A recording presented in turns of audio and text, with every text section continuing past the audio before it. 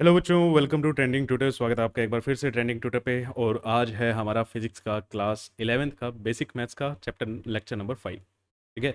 I hope आपने 4 lecture अच्छे से देख लिए होंगे। ठीक है, डिफरेंशिएशन इंटीग्रेशन आप कर चुके होंगे, आपको समझ आ गई है। ठीक है, तो आज का हमारा गोल क्या है? आज हम पढ़ने वाले हैं बेटा ट्रिग्नोमेट्री। ठीक है, ट्रिग्नोमेट्री, स्लोप, ग्राफिकल मीनिंग देखेंगे। जो हमने डिफरेंशिएशन की है एल्जेब्रिकली हमने कर ली कि आपको फंक्शन दिया होता था, अगर आपको ग्राफ दिए हों तब आप कैसे डिफरेंशिएशन करोगे, इंटीग्रेशन करोगे, क्या मीनिंग होता है। ठीक है, वो हम समझेंगे। And concept of maxima and minima. I hope आज ये हम चारों कवर कर लेंगे।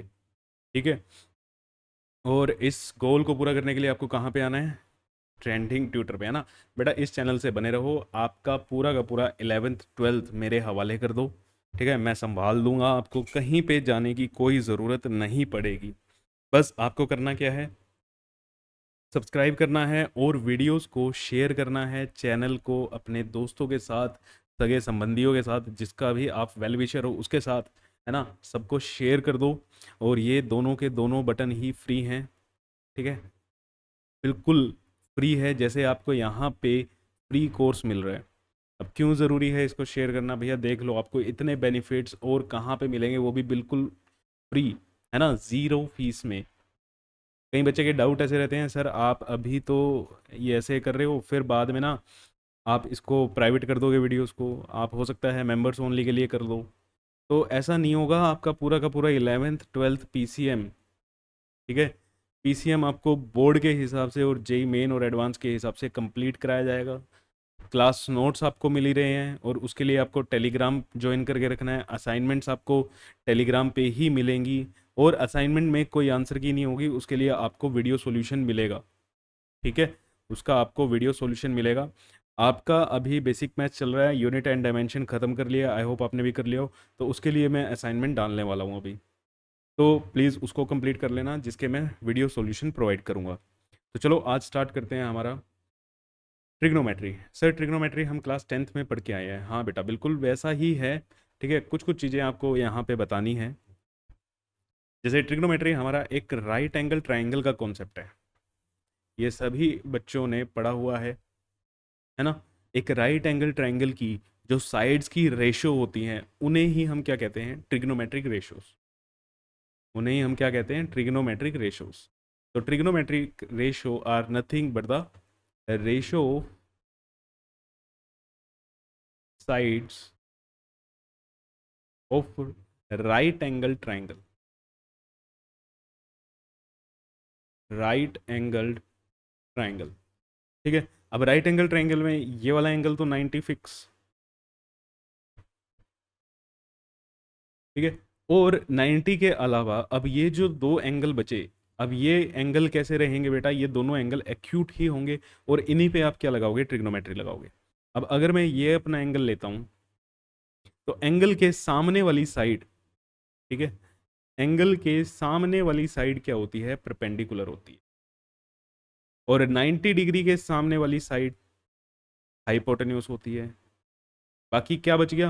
बेस बच गया। क्लियर है? तो साइड्स पहचानने में ही दिक्कत होती है। साइड्स क्या है बेटा? जिस भी एंगल को आप मेजर कर रहे हो, जिस भी एंगल पे आप ट्रिग्नोमेट्रिक प्रॉपर्टी लगा रहे हो, उस एंगल के सामने वाली साइड मेरी क्या है बेटा? परपेंडिकुलर है। और 90 डिग्री के सामने वाली साइड क्या है मेरा? हाइपोटेन्यूस है। कुछ बच्चों ने ऐसे याद कर रखा है। अब कुछ बच्चे होंगे जिनमें भैया टीचर ने ऐसे कराया होगा, जो एंगल हमारा बनता है वो हाइपोटेन्यूस और बेस के बीच में बनता है ना, हाइपोटेन्यूस और बेस के बीच में बनेगा। क्लियर है? सर फिर ये वाला एंगल, है ना, अभी सर जो आप बोल रहे हो ये वाला एंगल, जो रेड वाला एंगल है थीटा, ये तो सर परपेंडिकुलर और हाइपोटेन्यूस के बीच में बन रहा है। अरे एंगल तो बन रहा है, लेकिन एंगल को हम स्टडी कौन से हो कर रहे हैं? मैंने थीटा किसको लिया? इसको। अगर मैं इसको थीटा लूंगा तो ये मेरा क्या हो जाएगा? बेस हो जाएगा। और ये मेरा क्या हो जाएगा? परपेंडिकुलर हो जाएगा। बोलो क्लियर है? हाइपोटेन्यूस तो सेम ही रहेगा। रेड वाले के लिए भी मैंने मार्क कर दिया, और आपका वाइट वाले के लिए भी हमने मार्क कर दिया। आप जो भी एंगल लेना चाहो तो उस केस में आपकी परपेंडिकुलर, बेस और हाइपोटेन्यूज क्या होते हैं। ठीक है, अब सारी की सारी प्रॉपर्टीज आपको याद हैं। साइन थीटा क्या होता है? Perpendicular upon hypotenuse. Cos theta base upon hypotenuse. Tan theta perpendicular upon base. और इसका उल्टा क्या हो जाता है? Cosecant theta hypotenuse upon perpendicular. Secant theta perpendicular sorry hypotenuse upon base. और कोट थीटा आपका क्या हो जाएगा? Base upon perpendicular. ठीक है, इतनी चीज़ें सर हमें पता है। और आपको ये भी पता है कि अगर मान लो, छोड़ो इसको, अगर हम ये कह दें कि साइन थीटा हमारा 3/5 है, तो इससे मैं सारी की सारी आइडेंटिटीज, सारी की सारी ट्रिग्नोमेट्रिक रेशियोज की वैल्यू निकाल सकता हूँ। निकाल सकते हैं ना, ये चीज़ भी हमने सीखी हुई है। Cos theta, tan theta, cosecant theta, secant theta और कोट थीटा, इन सब की वैल्यूज़ मैं निकाल सकता हूँ। अब ये मेरा क्या होगा? परपेंडिकुलर होगा, और ये मेरा क्या होगा? हाइपोटेन्यूज होगा। सर ये रेशो होती हैं, आप एग्जैक्ट नहीं ले सकते, है ना। एग्जैक्ट में ये नहीं ले रहा कि परपेंडिकुलर मेरा 3 ही होगा, हाइपोटेन्यूज मेरा 5 ही होगा। बेटा मान के चलो होगा ये, ठीक है, क्योंकि एंड में एक्स से एक्स कटना है। और अब आपको टेंथ नहीं करनी है ना। अब आपको टेंथ नहीं करनी, तो अगर मैं ये एंगल लूँ तो ये मेरा 90 डिग्री है। ये हाइपोटेन्यूज, हाइपोटेन्यूज की वैल्यू 5, परपेंडिकुलर मेरा क्या हो गया? 3। और यहाँ से पाइथागोरस यूज करके मैं बेस की वैल्यू निकाल सकता हूँ। बेस की मेरी वैल्यू क्या आएगी? 4। तो मैं कोई भी आइडेंटिटी यहाँ से निकाल सकता हूँ। ये base upon hypotenuse 4/5, perpendicular upon base 3/4। इसका उल्टा हो जाएगा ये, है ना, 5/3। सीकेंट कोस का उल्टा हो जाएगा 5/4। और कोट हमारा टेन का उल्टा हो जाएगा 4/3। तो ये चीज़ें हम पढ़ के आए हुए हैं, इतना हमें सर आता है, बहुत बढ़िया है। अब एक ट्रायंगल मैं आपको बताता हूँ जिसको आपको मस्ट लर्न या रिमेंबर रखना ही है, याद रखना ही है। इसको हम आईआईटी ट्रायंगल भी बोल देते हैं, क्योंकि आईआईटी इन एंगल्स पे बहुत क्वेश्चन पूछता है। कौन से एंगल सर?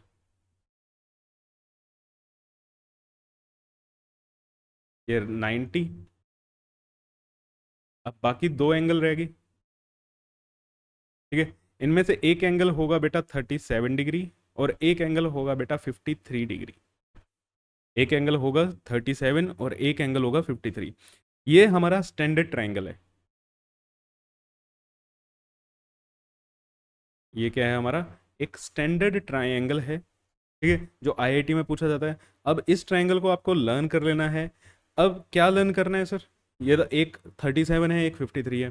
बेटा जो एंगल आपका 53 के साथ बना हुआ है, देखो हाइपोटेन्यूज 5 होगा। हाइपोटेन्यूज तो याद रह जाएगा, सबसे बड़ी साइड होगा। अब अगर ये 5 है, एक 3 होगा, एक क्या होगा? 4 होगा। तो इनमें ये वाला आपका 3 होगा, ये वाली साइड, और ये वाली साइड क्या होगी? 4 होगी। ये ट्राइंगल आपने बार बार बना के देख लेना है, कहाँ पे 4 आ रहा है, कहाँ पे 3 है। अब इसको मैं याद करने का तरीका बता देता हूँ। देखो 53 5 और 3 के साथ बना हुआ है, तो ये 5 और 3 के बीच में बनेगा। मीन्स अगर मैं यहाँ पे 53 बना दूँ, ये तो मेरा 90 हो ही गया, ये 53 है, ये 37 होगा। 90 के सामने वाला तो परपेंडिकुलर सबसे बड़ा होगा 5। अब 3 मेरा क्या यहाँ आएगा? यहाँ पे, और 4 ये होगा, ठीक है। 53 किसके बीच में बनेगा? 5 और 3 के बीच में। 5 और 3 से मिलके बना हुआ है, 5 और 3 के बीच में बनेगा। क्लियर बेटा? ये हमारा स्टैंडर्ड ट्रायंगल है। अब क्योंकि आईआईटी इस एंगल का बहुत ज़्यादा यूज़ करती है, तो यहाँ से आपको वैल्यूज़ ध्यान रखनी है।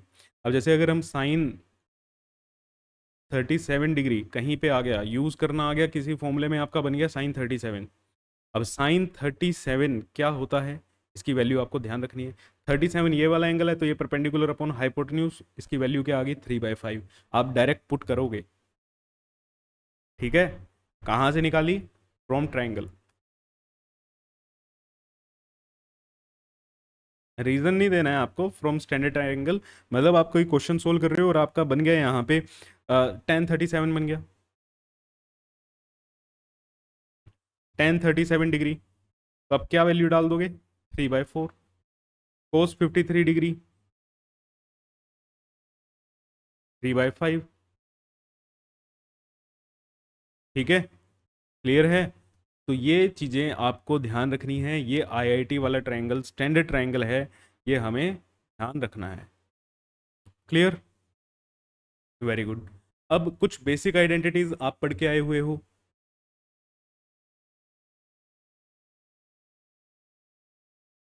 Sine square theta plus cos square theta क्या होता है बेटा, 1 होता है ना। और क्या पढ़ा है हमने, very good, secant square theta minus tan square theta is equal to 1। और क्या पढ़ा है, cosecant square theta minus cot square theta is equal to 1। अब इसको आपने यहाँ से आपने एक रिजल्ट ये भी देखा हुआ है कि secant theta minus tan theta is equal to 1 upon secant theta plus tan theta. अब ये सारी की सारी मॉडिफिकेशंस हैं जो आप फॉर्मूलों के साथ कर सकते हो। यहाँ से आप cosecant theta minus cot theta को 1 upon cosecant theta plus cot theta लिख सकते हो, एक दूसरे के रेसिप्रोकल होंगे। ये चीज़ें आपको याद रखनी है। अब जो मेन आपको याद रखना है, कुछ नई आइडेंटिटीज जो आपको याद रखनी है, साइन ए प्लस बी। अब कुछ बच्चों ने ये पढ़ा होगा, कुछ ने नहीं पढ़ा होगा। ठीक है, साइन ए प्लस बी क्या होता है, इसका फॉर्मूला होता है साइन ए कोस बी प्लस कोस ए साइन बी। दूसरी आइडेंटिटी साइन ए माइनस बी, इसका फॉर्मूला क्या रहेगा, सेम रहेगा, बस बीच में माइनस का साइन आ जाएगा, साइन ए कोस बी माइनस कोस ए साइन बी। ऐसे ही कोस ए प्लस बी,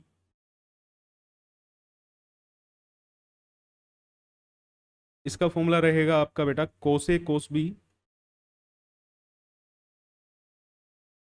और यहाँ पे प्लस है तो कोस में यहाँ पे माइनस आ जाएगा, माइनस साइन ए साइन बी।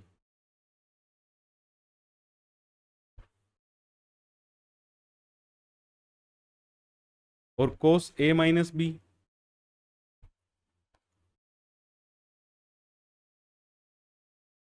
सेम कोस ए कोस बी। अब फॉर्मूले में माइनस है तो यहाँ पे प्लस आ जाएगा, प्लस साइन ए साइन बी। अभी के लिए आपको ये याद रखनी है, जैसे जैसे यूज होंगी वहां पे हम लगाना सीखेंगे, लेकिन आपको याद होना चाहिए। ठीक है, ten A plus B,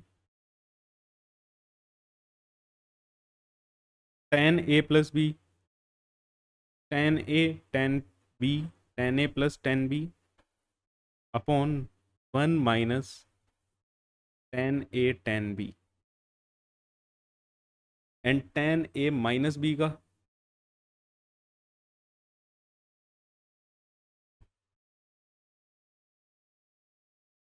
ten A minus B रहेगा बेटा ten A minus ten B upon 1 + ten A ten B. ठीक है, आइडेंटिटीज और भी बहुत ज़्यादा होती हैं, बट आपको ये थोड़ी सी ध्यान रखनी है। क्लियर, दो फॉर्मूले मैं और भी लिख रहा हूँ, बहुत इंपॉर्टेंट है, साइन टू थीटा और कोस टू थीटा का। साइन टू थीटा और cos two theta, sine two theta होता है बेटा two sine theta cos theta, तो ये तो बहुत ज़्यादा यूज होता है। और ऐसे ही कोस टू थीटा होता है बेटा cos square theta minus sine square theta.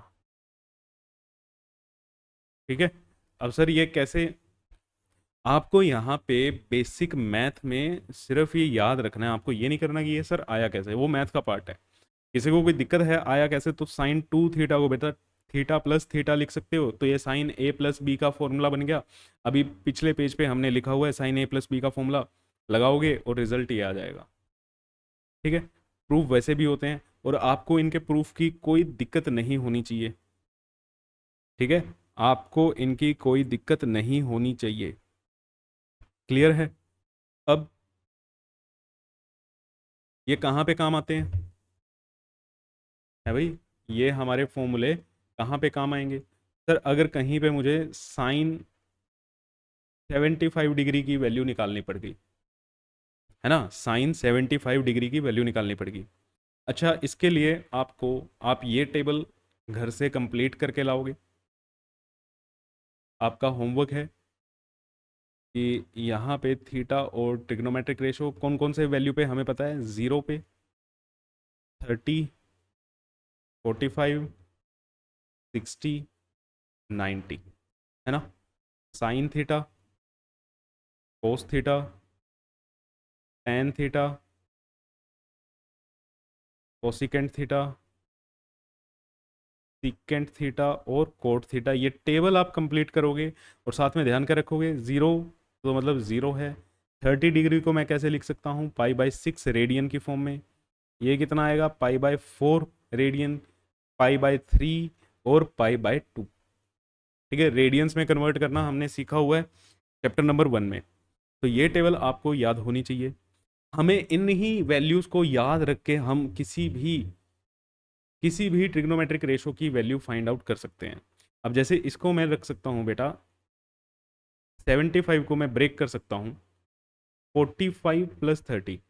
Sir 75 को तो 100 माइनस 25 भी कर सकते हैं, बिल्कुल कर सकते हैं बेटा, लेकिन मुझे ना तो 100 पे वैल्यू पता और ना ही 25 पे वैल्यू पता साइन की। मुझे तो वैल्यू पता है 45 और 30 पे। तो ये बन गया आपका साइन ए प्लस बी। अब साइन ए प्लस बी का फॉर्मूला क्या होता है, साइन ए कोस बी प्लस कोस ए साइन बी। ठीक है, क्लियर है? तो यहाँ पे वैल्यू डालो, ए हमारा यहाँ से 45 हो गया और बी क्या हो गया, यहाँ से 30 डिग्री हो गया। तो साइन 45 कोस 30 प्लस कोस 45 और साइन 30। वैल्यू सबको पता है, साइन 45 1/√2, कोस 30 √3/2 प्लस कोस 45 1/2,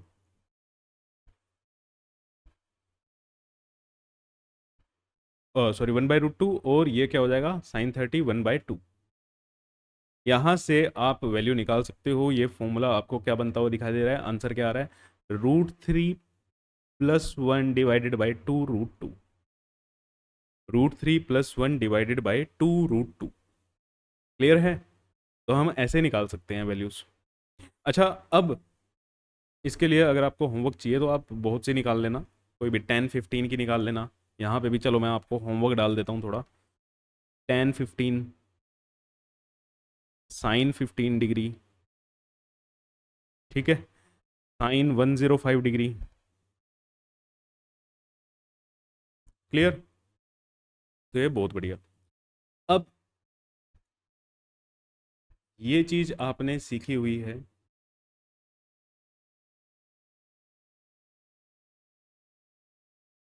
ये हमारे कार्टेशियन कोऑर्डिनेट्स हैं।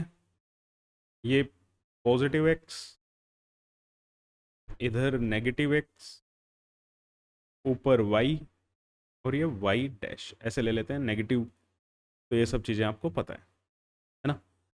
यहाँ पे एंगल क्या है, यहाँ पे ये हमारा 0, ये हमारा फर्स्ट क्वाड्रेंट, इसे बोलते हैं सेकंड क्वाड्रेंट, इसे बोलते हैं थर्ड क्वाड्रेंट, और इसे बोलते हैं हम फोर्थ क्वाड्रेंट। अब आई नो आपके दिमाग में सब चीज़ें चल गई होंगी ना, यहाँ पे दोनों पॉजिटिव होते हैं सर, यहाँ पे वाई पॉजिटिव होता है, एक्स नेगेटिव होता है। हम ट्रिग्नोमेट्री में हैं, तो हम ट्रिग्नोमेट्री के हिसाब से बात करेंगे। फर्स्ट क्वाड्रेंट के अंदर सारी की सारी ट्रिग्नोमेट्रिक रेशोज की वैल्यू पॉजिटिव होती है, ठीक है। ऑल ट्रिग्नोमेट्रिक रेशोज क्या है, पॉजिटिव है। क्लियर, क्लियर है। ये चीज़ अब आपको ध्यान रखनी है। यहाँ पे सेकंड क्वाड्रेंट में जब आओगे, यहाँ पे सिर्फ साइन, और साइन का उल्टा क्या होता है, कोसिकेंट। साइन और कोसिकेंट ही पॉजिटिव होता है, बाकी सारी सर कोस नेगेटिव होगा, टेन नेगेटिव होगा, सीकेंट नेगेटिव होगा, सब नेगेटिव होंगे। यहाँ पे टेन और कोट ये पॉजिटिव होते हैं, और यहाँ पे आ जाओगे तो कोस और सीकेंट ये पॉजिटिव होते हैं। फर्स्ट क्वाड्रेंट में सभी पॉजिटिव। अरे टेबल देखो ना, 90 तक है ना, 90 तक सभी की वैल्यू टेबल में क्या आती है, टेबल आपने बनाई बनाई है, टेबल में क्या आता है भैया, सारी वैल्यू नेगेटिव आई, कोई नहीं आई, है ना। 90 तक की टेबल थी, उसमें सारी की सारी वैल्यूज क्या थी, पॉजिटिव थी। सेकंड क्वाड्रेंट में हमारा साइन पॉजिटिव होता है, आप साइन याद रखो, साइन का उल्टा क्या होता है, कोसिकेंट, तो वो पॉजिटिव। थर्ड क्वाड्रेंट में हमारा टेन पॉजिटिव होता है, तो टेन का उल्टा क्या होता है, कोट, कोट भी पॉजिटिव। फोर्थ क्वाड्रेंट में आके हमारा कोस क्या हो जाता है, नेगेटिव हो जाता है, ओ सॉरी कोस क्या हो जाता है, पॉजिटिव हो जाता है। क्लियर है, ठीक है। अब इसका यूज कैसे करना है, इसी चीज को मैं कॉपी कर रहा हूं, नेक्स्ट स्लाइड पे चलते हैं, और यहां पे इसको हटाते हैं।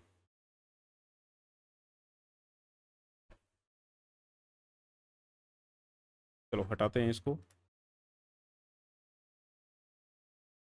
और मैं एंगल की टर्म में लिखता हूं, यहां पे इस पे एंगल 0, यहां पे एंगल 90, फिर यहां पे एंगल क्या होगा, 180, यहाँ पे एंगल कितना होगा, 270, और यहाँ पे जब वापस आ जाओगे आप, क्या होगा, 360, है ना। पाई की टर्म में लिखें तो यहाँ पे 0, ये आपका पाई/2, ये आपका 2 पाई, ये आपका 3 पाई/2, और ये आपका सॉरी ये आपका पाई, और ये आपका 2 पाई। 360 क्या होता है, 2 पाई, है ना।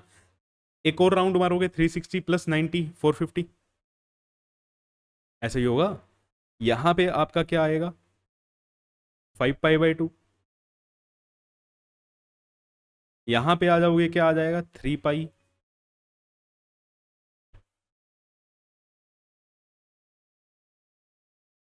यहाँ पे आ जाओगे 7 पाई/2, और यहाँ पे आ जाओगे तो 4 पाई। क्लियर है।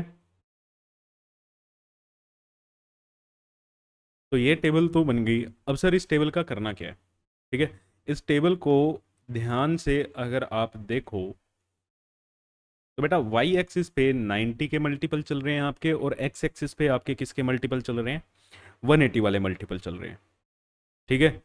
एक्स एक्सिस पे आपके 180 वाले मल्टीपल चल रहे हैं। अब कैसे यूज करनी है टेबल, अब मैं आपको क्वेश्चन देते हैं, जैसे कोस 120 डिग्री की वैल्यू क्या होगी, कोस 120 डिग्री की वैल्यू क्या होगी। अब आपके पास दो मेथड है सर, इसको हम ऐसे तोड़ेंगे, कोस 90 + 30, है ना, 90 पे भी मुझे वैल्यू पता है, 30 पे भी वैल्यू पता है, कोस A + B का मैं फॉर्मूला लगाऊंगा यहाँ पे। बहुत बढ़िया, बिल्कुल ठीक सोच रहे हो, कर सकते हो, लेकिन हमें टाइम भी बचाना है। क्या करना है, टाइम भी बचाना है। क्लियर है। तो आप इसको ऐसे लिख सकते हो, 120 को मैं ऐसे लिख सकता हूँ, 90 × 1 + 30, 90 × 1 + 30, यहाँ पे कोई दिक्कत सर, लिखने को तो आप ऐसे भी लिख सकते हो, कोस 180 - 60, 180 - 60, तो भी तो आपका क्या आएगा, क्या आएगा भाई, 120 ही आएगा, है ना, दोनों से कर सकते हो। अब ध्यान ये रखना है कि अगर आपका एंगल बेटा वाई एक्सिस पे लाई कर रहा है, किस पे लाई कर रहा है, वाई एक्सिस पे लाई कर रहा है, तो वाई एक्सिस पे जब एंगल लाई करेगा, वाई एक्सिस पे कैसे लाई कर रहा है सर, ये 90 कितने पे लाई करता है, वाई एक्सिस पे लाई करता है।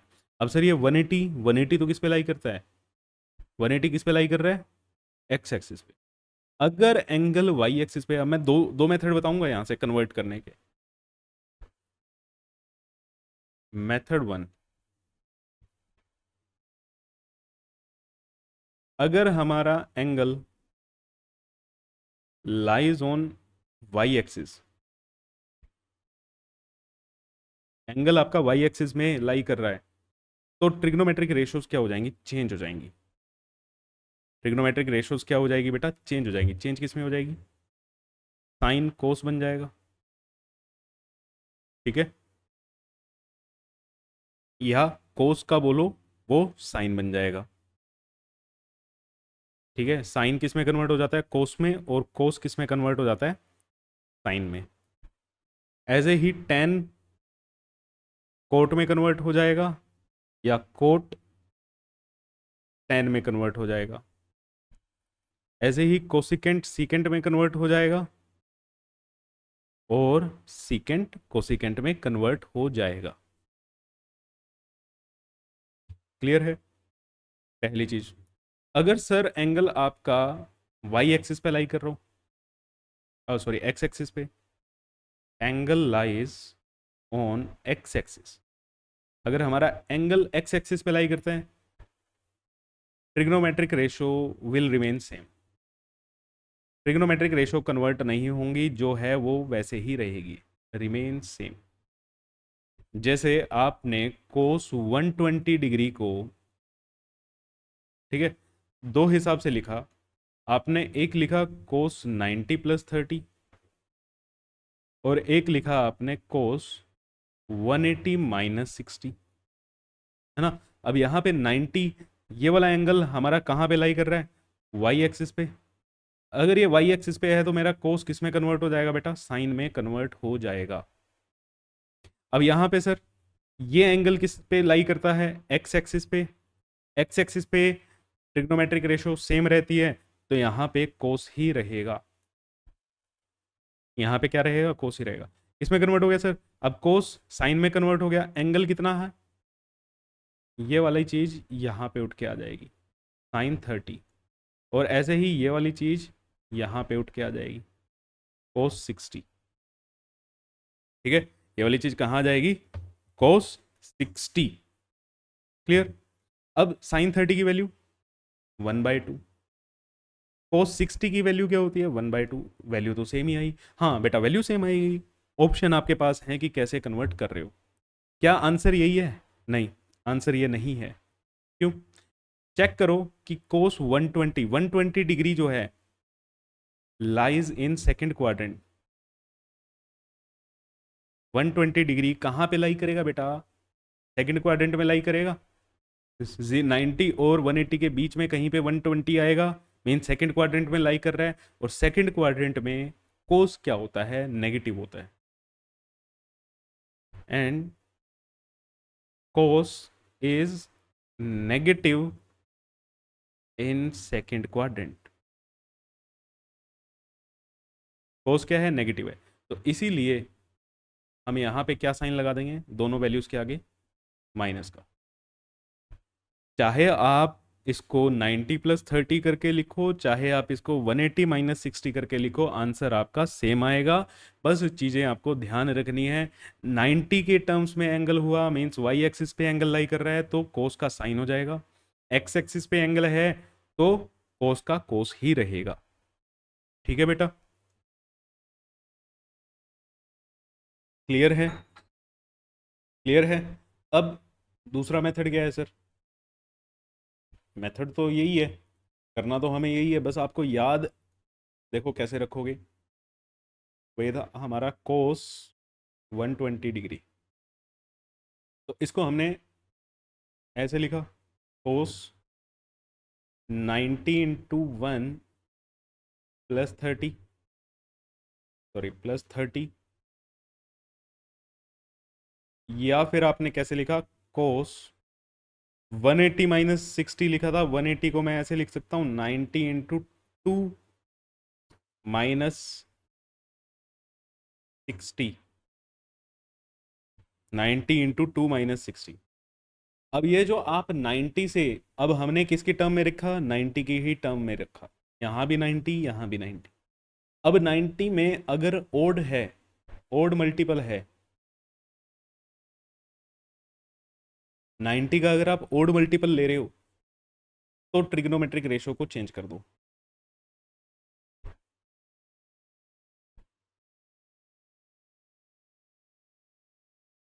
ठीक है, ट्रिग्नोमेट्रिक रेशो क्या होगी, चेंज होगी। अगर आप इवन मल्टीपल ले रहे हो,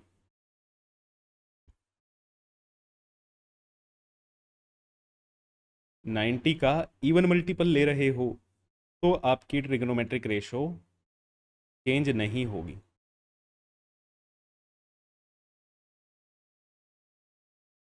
क्लियर। अब यहाँ पे 90 का ओड मल्टीपल है, ओड है तो ट्रिग्नोमेट्रिक रेशो क्या हो जाएगी, चेंज हो जाएगी।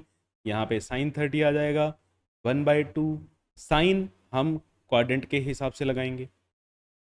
यहाँ पे इवन मल्टीपल है, चेंज नहीं होगी, कोस का कोस ही रहेगा 60, 1/2, और साइन क्वाड्रेंट के हिसाब से।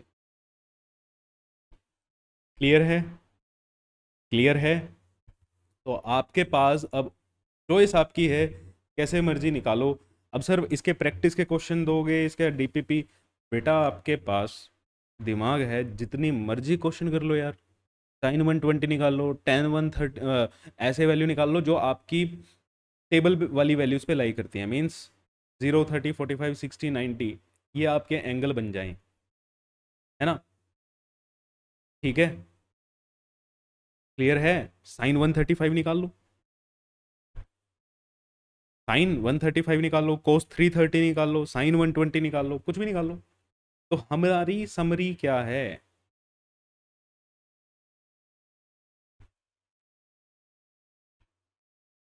Trigno value of trigonometric ratio with angle greater than 90, 90 से ज़्यादा का अगर एंगल आ गया, ठीक है, तो हम कैसे निकालते हैं।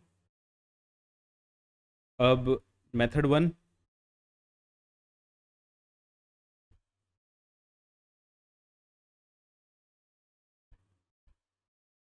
मेथड 1 क्या कहता है कि अगर if angle lies on y axis, if angle lies on y axis, trigonometric ratio will change.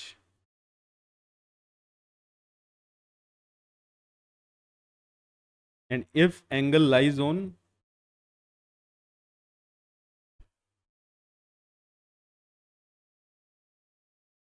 x-axis, trigonometric ratio will not change.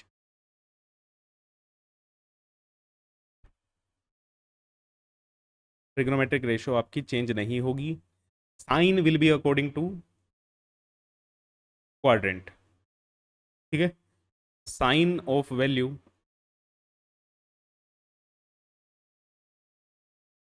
Will be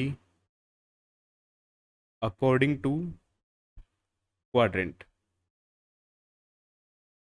quadrant के हिसाब से आपका साइन लगेगा। ठीक है जी।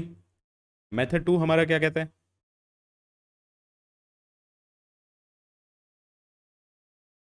अगर आप कोई भी ट्रिग्नोमेट्रिक रेशो है, उसका एंगल ले रहे हो 90 into n plus minus theta, 90 into n plus minus theta, अगर ये एन ओड है, then trigonometric ratio will change.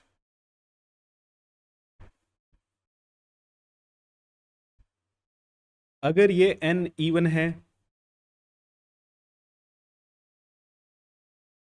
तो ट्रिग्नोमेट्रिक रेशो चेंज नहीं होगी।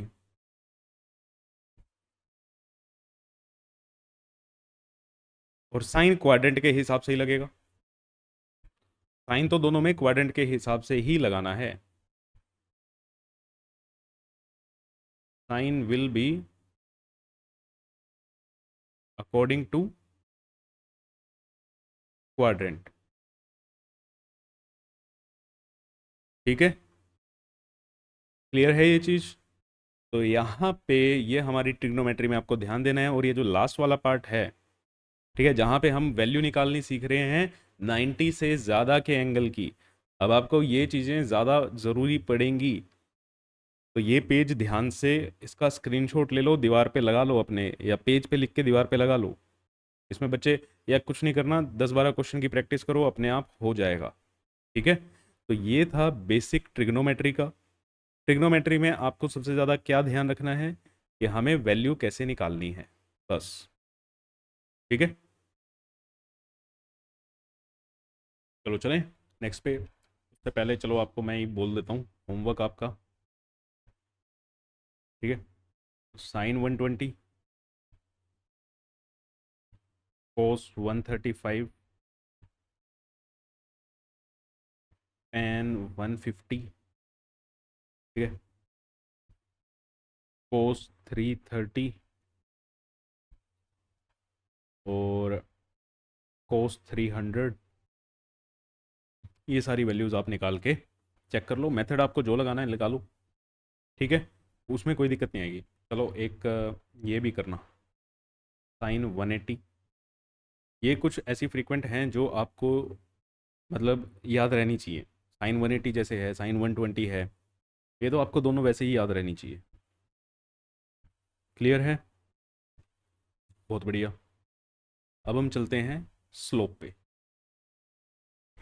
स्लोप जानते हैं कि स्लोप क्या होती है। स्लोप जानने से पहले सर ये पढ़ना क्यों है ना? देखो यार, फिजिक्स के अंदर हमारे पास बहुत से ग्राफिकल क्वेश्चन आते हैं। आपके बोर्ड्स में भी आते हैं, आपके मेंस में भी आते हैं, एडवांस में भी आते हैं। तो उन सभी ग्राफिकल क्वेश्चंस को सोल्व करने के लिए कहीं ना कहीं हमें स्लोप की मदद लेनी ही पड़ती है। ठीक है, हमें कहीं ना कहीं स्लोप की मदद लेनी ही पड़ती है।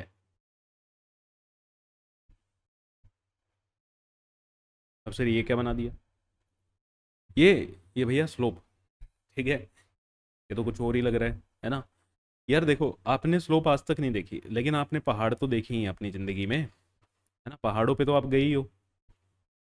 अब सिंपल सी बिल्कुल सस्ती भाषा में बात करें कि स्लोप क्या होती है, तो स्लोप बेटा कुछ नहीं होती, पहाड़ की चढ़ाई होती है। ठीक है, स्लोप का एक किस्म से मतलब है आपका चढ़ाई, या जब आप नीचे उतर रहे हो तो ढलान।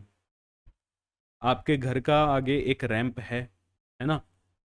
आज जाके गली में चलते चलते सबके रैंप ऑब्जर्व करना। किसी का ऊंचा होगा, किसी का नीचा होगा, है ना? थोड़ा कम ऊंचाई पे होगा। तो रैंप की चढ़ाई, है ना, वही क्या है आपकी स्लोप है। वही क्या है आपकी स्लोप है। जैसे अगर आप यहाँ पे खड़े हुए हो, ठीक है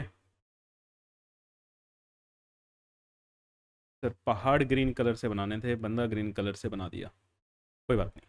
आप यहाँ पे खड़े हुए हो, आपको यहाँ पे चढ़ना है ना, इतना ऊंचा आपको चलना है। हॉरिजॉन्टल तो ये है, ये क्या है हमारा हॉरिजॉन्टल है, सपाट प्लेन जगह। आप इतना ऊपर, इतनी इनक्लाइंड, हॉरिजॉन्टल से इतना इनक्लाइन होके आप चल रहे हो, है ना? ये जो एंगल है ना आपका, ये एंगल ही आपको क्या बताएगा? स्लोप बताएगा। इतना ऊपर चढ़ रहे हो तो ऑब्वियस सी बात है मुश्किल होगा। अगर मैं आपको यहाँ पे खड़ा कर देता, इस वाले पहाड़ पे खड़ा कर देता, ये आपका हॉरिजॉन्टल हो गया। अब यहाँ पे आपको ये जो एंगल बनेगा, ये एंगल, इसको थीटा 1 बोल देते हैं, इसको थीटा 2 बोल देते हैं। अब ये एंगल आपको इस पहाड़ की स्लोप बता देगा, इस पहाड़ की चढ़ाई बता देगा। आपकी कॉमन सेंस क्या कहती है? ठीक है, अगर हम इसको बोल दें ये पहाड़ महाराज 1 और ये हमारा पहाड़ 2, साफ साफ आपको आपके प्रैक्टिकल एक्सपीरियंस से पता चल रहा है कि भैया मेरे लिए पहाड़ 2 को चढ़ना क्या है, आसान है, क्योंकि वो कम स्टीप है ना। उसमें खड़ी चढ़ाई नहीं है बिल्कुल। अगर सस्ती भाषा में बात करें, day to day life, layman language जिसे आप कहते हो, ये सर इसमें खड़ी चढ़ाई नहीं है, इसको आराम से चढ़ा जा सकता है। यहाँ पे देखो बिल्कुल खड़ी चढ़ाई है ना। ऐसी बात कहते हो ना। अब अगर देखो जून का महीना आ रहा है, कहीं कहीं घूमने जाओगे, कुछ ऐसे भी होंगे जो माता वैष्णो देवी के दर्शन करने जाएंगे। अब वहां पे अर्ध कुमारी से आगे आके आपके पास 2-3 ऑप्शन होते हैं जाने के। मेरे को नाम नहीं ध्यान आ रहा। एक होता है जहां पे बिल्कुल स्टीप है, चढ़ाई बिल्कुल स्टीप है, वो रास्ता सारे अवॉइड करते हैं, वापस वहीं से आते हैं, है ना। और जाते वक्त वो रास्ता सारे के सारे क्या करते हैं, अवॉइड करते हैं। क्यों? अगर इस बार आप घूमने जा रहे हो तो अपना एक बार पापा से पूछ के देखना कि यहाँ से चलें। मना कर देंगे, अरे बहुत खड़ी चढ़ाई है यहाँ पे, है ना। तो ये किस लिए, क्या बता रहे हैं, ये स्लोप ही है बेटा। स्टीपनेस यहाँ पे ज्यादा है, ज्यादा स्टीप है पहाड़। तो आप कह रहे हो इसकी स्लोप क्या है, ज्यादा है, खड़ी चढ़ाई है, तो मतलब स्लोप क्या है, ज्यादा है। ये लेस स्टीप है, तो इसकी स्लोप क्या है, कम है। इसकी स्लोप क्या है, कम है। ठीक है, क्लियर है, बहुत बढ़िया बात। तो समझ आया स्लोप क्या होती है। इन जर्नल अभी हमने मैथमेटिकली नहीं देखा स्लोप क्या होती है, लेकिन इन जर्नल आपको ये समझ आ गया कि हाँ, कहीं पे अगर हम स्लोप की बात कर रहे हैं तो उसकी चढ़ाई की बात कर रहे हैं। और चढ़ाई में भी आप किसकी बात कर रहे हो बेटा, एंगल से बात कर रहे हो। एंगल यहाँ पे ज्यादा बन रहा है, यहाँ पे क्या है, कम है। ऑब्वियस सी बात है, देखने में साफ पता लग ही रहा है कि थीटा 1 ज्यादा है थीटा 2 से, है ना। तो ये क्या है, खड़ी चढ़ाई। अभी हमने सिर्फ और सिर्फ लेमन लैंग्वेज में बात की। ठीक मेरे बच्चे, तो इतना तो समझ आ गया है ना। अब इसको हम देखते हैं मैथमेटिकली, स्लोप को कैसे डिफाइन किया जाता है, मैथमेटिकली हम स्लोप को कैसे देखते हैं। अब डेफिनेशन थोड़ी सी गंदी है, हजम कर लेना। स्लोप इज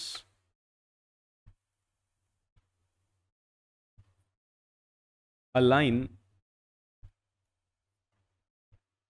स्लोप क्या होता है, लाइन होता है।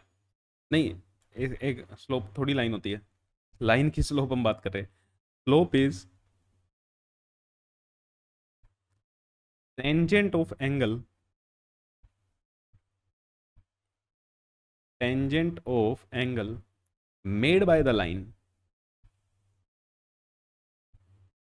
Made by the line with positive x direction, positive x direction. समझ नहीं आया, है ना। क्या कह रहे हो, पहली बार टेंजेंट का मतलब, ये टेंजेंट बेटा आपकी ट्रिग्नोमेट्रिक रेशो है। ठीक है, जो भी एंगल तुम्हारी लाइन बना रही है किसके साथ, पॉजिटिव एक्स डायरेक्शन के साथ, पॉजिटिव एक्स के साथ या पॉजिटिव एक्स डायरेक्शन के साथ, पॉजिटिव एक्स डायरेक्शन के साथ। ये पॉजिटिव एक्स नहीं है, ये पॉजिटिव एक्स के साथ नहीं है। मतलब क्या है,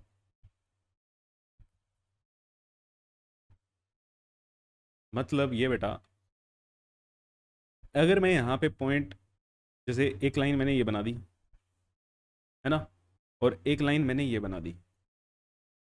इस लाइन ने एक्स एक्सिस को यहाँ पे कट किया, इस लाइन ने पॉइंट 1 पे कट किया L1 ने, और लाइन 2 ने पॉइंट 2 पे कट किया, है ना। बात यही है। अब सर कहोगे ये क्या है सर, पॉजिटिव एक्स है, ये क्या है, नेगेटिव एक्स है। बिल्कुल सही बात। अब हमें पॉजिटिव एक्स डायरेक्शन लेनी है। क्या लेना है बेटा, पॉजिटिव एक्स डायरेक्शन लेनी है। पॉजिटिव एक्स डायरेक्शन मतलब राइट साइड, राइट साइड वाली डायरेक्शन।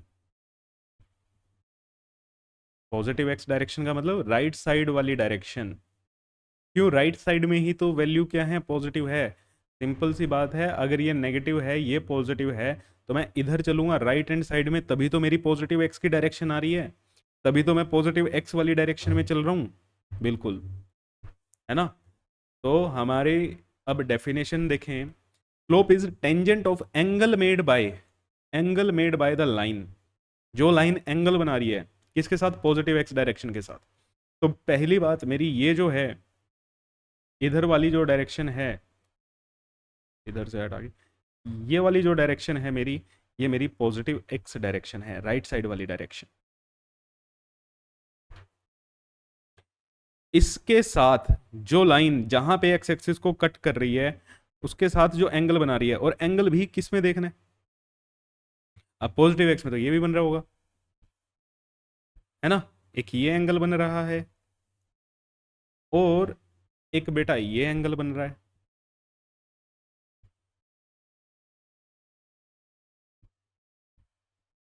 क्लियर है। तो मेरे को कौन सा लेना है, ब्लू वाला ग्रीन वाला, ग्रीन वाला, कौन सा, सॉरी ब्लू वाला। क्यों, डेफिनेशन अभी पूरी नहीं हुई थी इसलिए। Slope is tangent of angle made by the line with positive x direction in anti clockwise direction. भैया ये जो एंगल बनना चाहिए, एंगल आपको कैसा लेना है, एंटी क्लॉकवाइज डायरेक्शन। एंगल आपको कैसा लेना है, एंटी क्लॉकवाइज। बात खत्म। छोटे छोटे छोटे छोटे, अब अगर मैं पूरी डेफिनेशन एक ही बार में लिख दूं ना, slope is a tangent of angle made by the line with a positive x direction in anti clockwise, तो आप कंफ्यूज हो जाओगे। स्टेप बाय स्टेप समझो। ये एक लाइन थी, लाइन ने एक्स एक्सिस को कहाँ पे कट किया, फर्स्ट पॉइंट पे। फर्स्ट पॉइंट पे कट किया तो राइट साइड से मुझे एंगल लेना है, लेफ्ट साइड वाला नहीं लेना। और राइट साइड से एंगल बनाऊंगा किस डायरेक्शन में, एंटी क्लॉकवाइज डायरेक्शन में। किस डायरेक्शन में, एंटी क्लॉकवाइज डायरेक्शन में। तो ये जो मेरा एंगल आया, ये एंगल आया थीटा। क्या ये थीटा स्लोप है, थीटा स्लोप है? नहीं नहीं नहीं, क्या लिखा है देखो, टेंजेंट ऑफ एंगल, इसका टेन थीटा निकालो। ये एंगल आया, इस एंगल का आपने टेन थीटा निकाला, वो आपकी स्लोप है।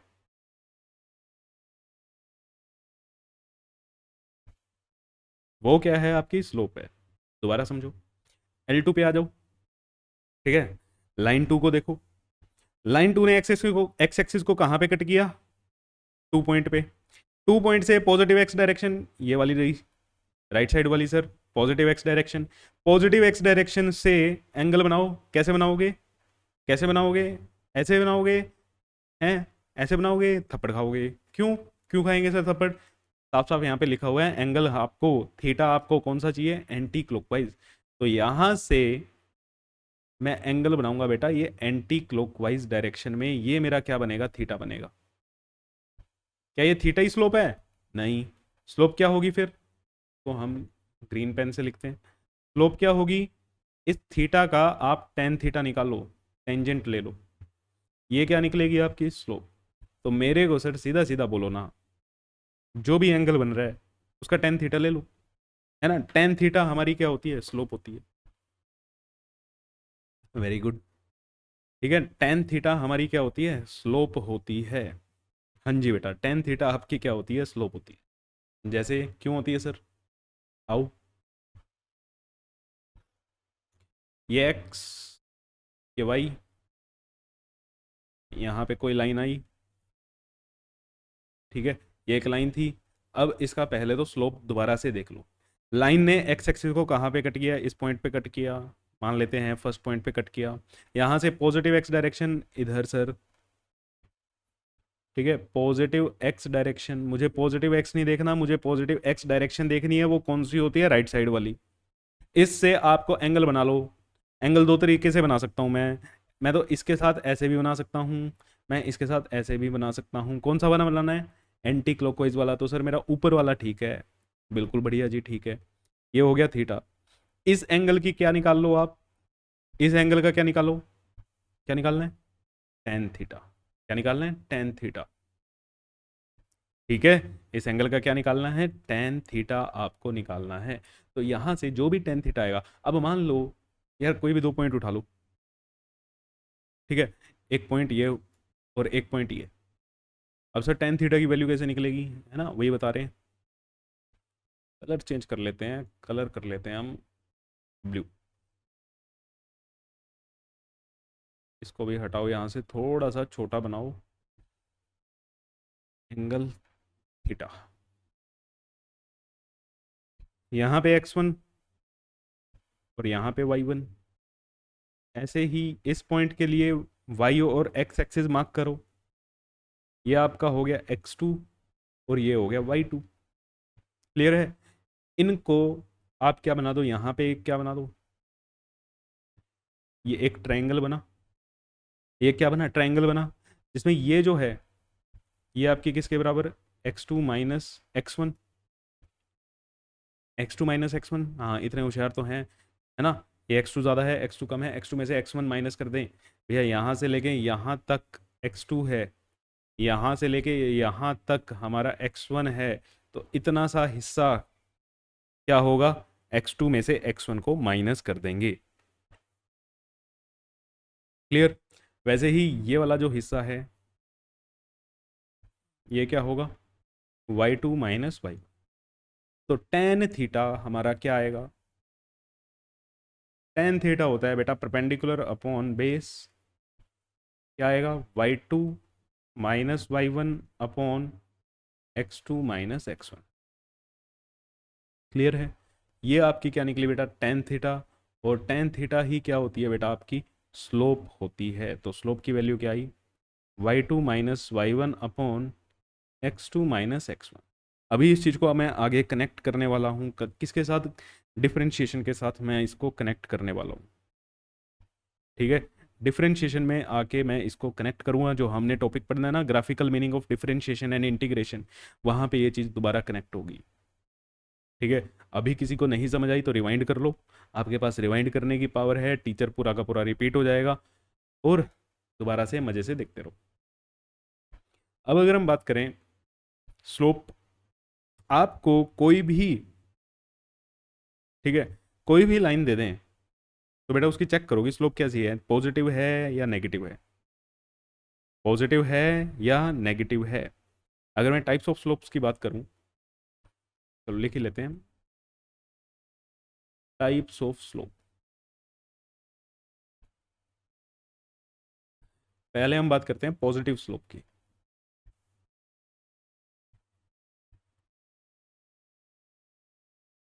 किसकी बात करते हैं, पॉजिटिव स्लोप। अब देखो,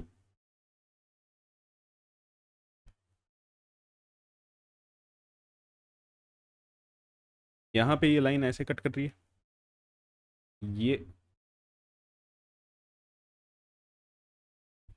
ये एक लाइन है, ठीक है, ये एक लाइन है, क्लियर, ये एक लाइन है। अब यहाँ पे L1 L2 L3, L1 L2 L3, इसने ये वाला एंगल बनाया होगा थीटा 1, यहाँ पे एंगल थीटा 2 और यहाँ पे ये एंगल क्या रहेगा, थीटा 3। क्लियर। सभी बच्चे मेरे को ये बताओ, सभी बच्चे मेरे को ये बताओ कि बेटा स्लोप क्या होती है। स्लोप सर ये डेफिनेशन थी, एंड में आगे रिजल्ट क्या लेना है, एंगल का आपको टेन थीटा लेना है, एंगल का आपको टेन थीटा लेना है, टेन थीटा लेना है ना। टेन थीटा क्या है, स्लोप है। जो वैल्यू टेन थीटा की होगी वही वैल्यू स्लोप की होगी, वही वैल्यू किसकी होगी, स्लोप की होगी। और जो साइन टेन थीटा का होगा वही साइन किसका होगा, टेन थीटा का होगा, होगा सर, है ना। अभी आपने एक बात पढ़ी, अभी आपने एक बात पढ़ी थी ट्रिग्नोमेट्री के अंदर, सर टेन थीटा हमारा फर्स्ट क्वाड्रेंट में पॉजिटिव होता है, टेन थीटा हमारा फर्स्ट क्वाड्रेंट में क्या होता है, पॉजिटिव होता है। तो जो स्लोप रहेगी वो भी हमारी फर्स्ट क्वाड्रेंट में। अब मैं इसको क्वाड्रेंट से हटाता हूँ, साइन थी टेन थीटा पे ही रखते हैं अभी बात। टेन थीटा फर्स्ट क्वाड्रेंट में पॉजिटिव है। फर्स्ट क्वाड्रेंट का मतलब थीटा कहाँ से कहाँ वेरी कर रहा है, 0 से 90। थीटा की वैल्यू फर्स्ट क्वाड्रेंट में कितनी रहेगी बेटा, 0 से 90, है ना। अब ये तो सर आपने सेकंड क्वाड्रेंट में बना रखी है लाइन। अरे भैया लाइन सेकंड क्वाड्रेंट में बनी हुई है, एंगल तो मेरा फर्स्ट क्वाड्रेंट के हिसाब से ही मार्क कर लो। 90 डिग्री पे क्या होता है, 90 डिग्री पे स्ट्रेट लाइन आती है ना, तो इसने इस L3 ने, आप L3 को देखो, L3 ने यहाँ पे कट किया हुआ है, यहाँ पे एक मैं अगर स्ट्रेट लाइन बनाऊं, स्ट्रेट लाइन मेरी 90 डिग्री शो करेगी, ये स्ट्रेट लाइन से क्या है, कम है। कम है तो मतलब क्या है, ये एक एक्यूट एंगल है। एक्यूट एंगल है, कौन से क्वाड्रेंट में लाई करेगा, फर्स्ट क्वाड्रेंट में लाई करेगा। और फर्स्ट क्वाड्रेंट के अंदर टेन क्या होता है बेटा, पॉजिटिव होता है। टेन क्या होता है, पॉजिटिव होता है। तो मेरे को यहां से एक बात पता लगा, क्या बात पता लगा भाई, थीटा अगर एक्यूट है तो मेरा टेन थीटा पॉजिटिव है, और टेन थीटा पॉजिटिव है तो मेरी स्लोप भी क्या है, पॉजिटिव है। तो मेरी स्लोप भी क्या है, पॉजिटिव है। Sir tan theta third quadrant में भी, टेन थीटा थर्ड क्वाड्रेंट में भी पॉजिटिव होता है। वेरी गुड, होता है। बना के देखो थर्ड क्वाड्रेंट में, एक बार ना स्लोप को बना के देखो थर्ड क्वाड्रेंट में कैसे स्लोप बनेगी। ठीक है, दिमाग लगाओ इसको। तो पॉजिटिव स्लोप क्या होती है बेटा, पॉजिटिव स्लोप मतलब जहां पे स्लोप की वैल्यू पॉजिटिव हो। कहां पे हो सकती है, कब कब होगी, जब आपका थीटा क्या रहेगा, एक्यूट रहेगा। थीटा क्या रहेगा, एक्यूट रहेगा। क्लियर है। और ऐसे ही अगर मैं बात करूं नेगेटिव स्लोप की, जिसको थोड़ा कम समझ आया दोबारा रिवाइंड करो, बिल्कुल नई चीज है, कोई जल्दबाजी नहीं करनी। आज का लेक्चर, अगर ये लेक्चर आज कंप्लीट हो जाता है, क्योंकि टाइम का थोड़ा सा है, अगर हम जितने कॉन्सेप्ट लेके आए हैं वो कर लें, है ना, इसके बाद, इसके बाद बेटा आपका वेक्टर स्टार्ट हो जाएगा। मैं वेक्टर पढ़ाना स्टार्ट कर दूंगा। 2 से 3 लेक्चर वेक्टर के आएंगे, बेसिक मैथ बिल्कुल खत्म, पूरी फिजिक्स के नाम का बेसिक मैथ खत्म, फिर आपका सिलेबस भागेगा। अभी हमारे भी हाथ बंधे हुए हैं कि हम इतना तेज सिलेबस खींच नहीं सकते, क्योंकि आपको बेसिक अभी नहीं पता। तो नेगेटिव स्लोप की बात करो, जहां पे स्लोप क्या हो, नेगेटिव हो। स्लोप कैसे नेगेटिव होगी, स्लोप कैसे नेगेटिव होगी, ये एक स्लोप है, और ये भी क्या है, एक स्लोप है। ठीक है।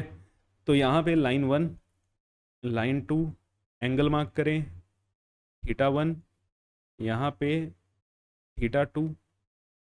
अब मुझे एक बात बताओ, जो बात आपको पता है, थीटा अगर बेटा आपका 180 से कम और 90 से ज़्यादा हुआ तो ये कहाँ लाई करेगा,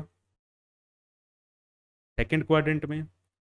सेकंड क्वाड्रेंट में टेन कैसा होता है, नेगेटिव होता है सर।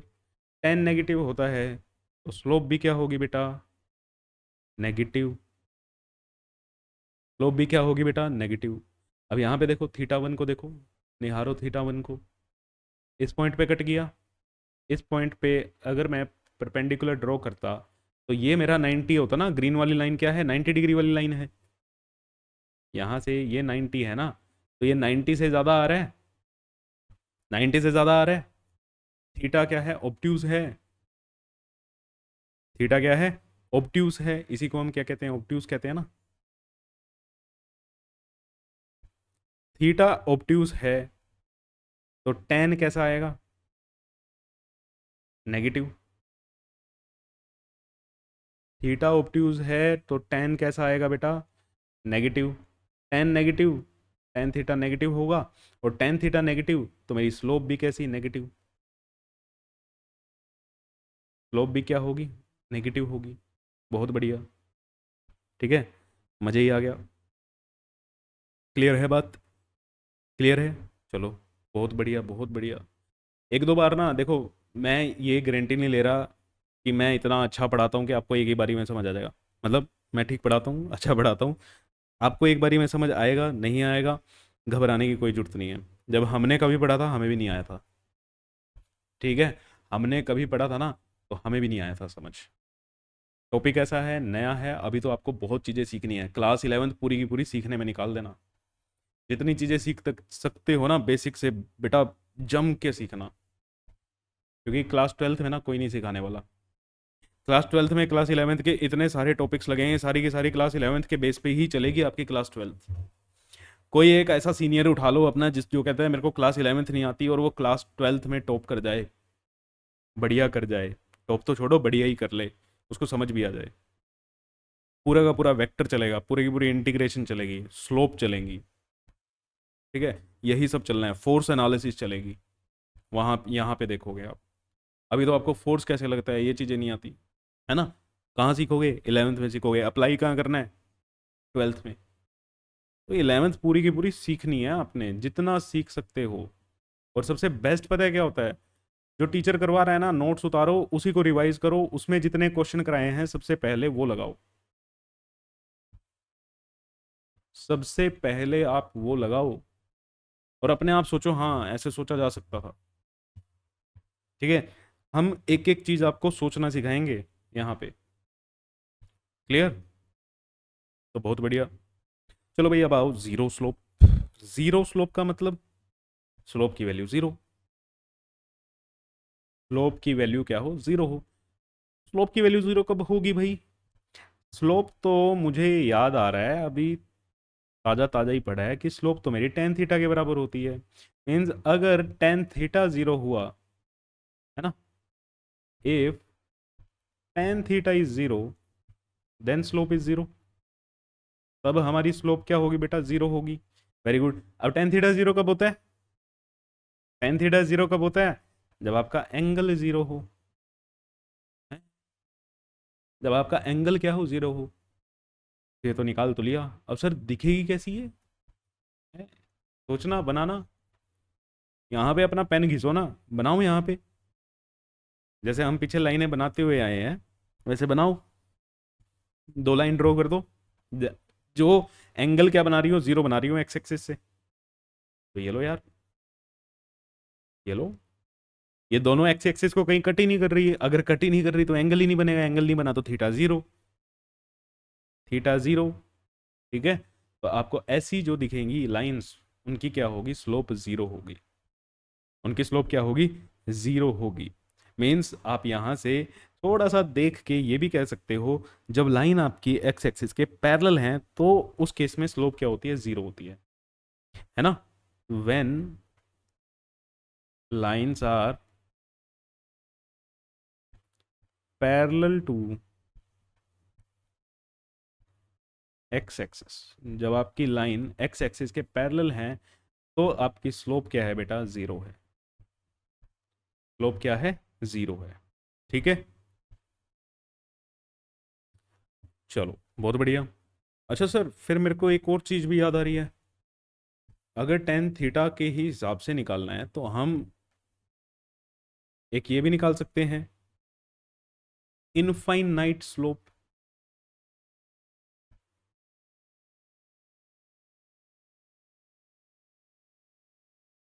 क्या निकाल सकते हैं? Infinite slope. अब देखो, अब यहाँ पे थोड़ी सी बहस की बात है, ठीक है? क्या चीज़? आपने पढ़ा है, अब वही एनालिसिस लगा रहे हैं। स्लोप की वैल्यू क्या होगी? इन्फिनिटी होगी। कब होगी भैया? है कब? कब होगी? जब आपके टेन थीटा की वैल्यू क्या होगी? इनफाइनाइट होगी। जब आपके टेन थीटा की वैल्यू इनफाइनाइट होगी। टेन थीटा इनफाइनाइट कब होता है सर? 90 डिग्री पे। अब कुछ सियाने बच्चे बोलेंगे सर नॉट डिफाइंड होता है ना? नॉट डिफाइंड होता है बेटा मैथ्स में। मैं यहाँ पे लिख देता हूँ, मैथ्स के लिए नॉट डिफाइंड, और फिजिक्स के लिए उसी को हम क्या बोल देते हैं? फिजिक्स में उसी को हम क्या बोल देते हैं? इन्फिनिटी। ठीक है? फिजिक्स के लिए उसी को हम क्या बोल देते हैं? इन्फिनिटी। ये चीज़ें आगे आगे जाके आपको समझ आती जाएंगी।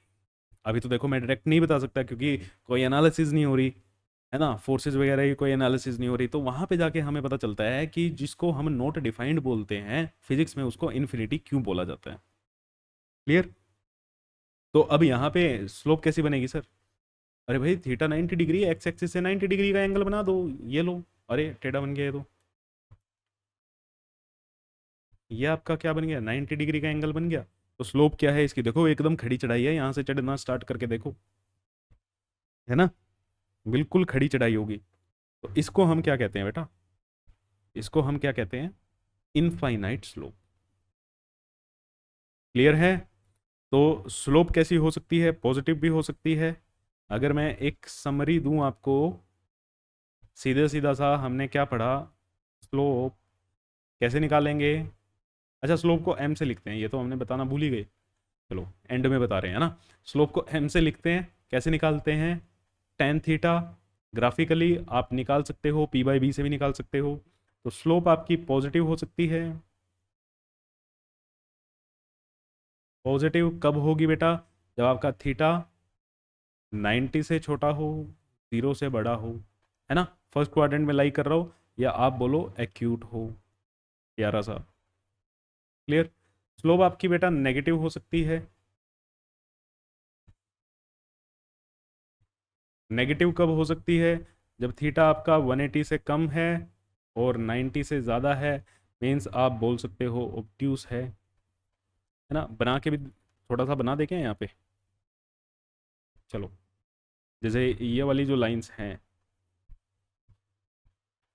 ये क्या है?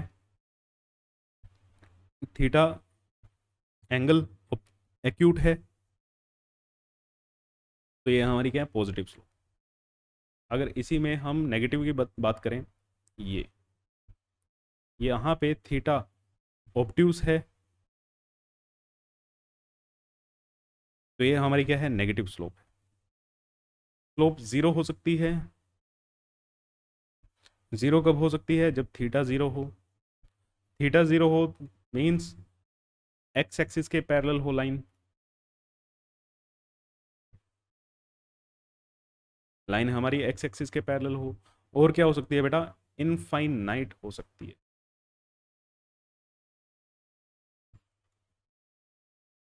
इनफाइनाइट हो सकती है जब थीटा हमारा क्या हो? 90 डिग्री हो। अब धीरे धीरे जैसे चैप्टर स्टार्ट हो जाएगा, वेक्टर के बाद आपका motion in a straight line, है ना, तो उस वहाँ पे जब ग्राफ आएंगे तब आपको वैल्यू पता लगेगी इसकी। ठीक है, तब आपको वैल्यू पता लगेगी। अच्छा अभी तो ग्राफ हमें भी पढ़ने हैं, है ना, अभी तो ग्राफ हमें भी पढ़ने हैं, तो उसमें और डिटेल में देखेंगे हम ग्राफ में। जब आपके क्वेश्चंस चलेंगे ना, ग्राफिकल क्वेश्चन चलेंगे चैप्टर में, तब हमारे पास स्लोप और ज़्यादा डिटेल में आएगी। चलो अब चलते हैं हम अपने नेक्स्ट टॉपिक पे, जो है हमारा graphical meaning of differentiation and integration. ठीक है, तो इसमें बेटा हम पहले ग्राफिकल मीनिंग देखते हैं डिफरेंशिएशन।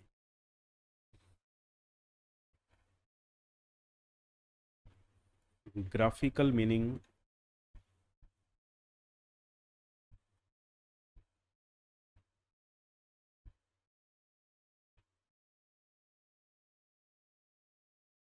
Of differentiation.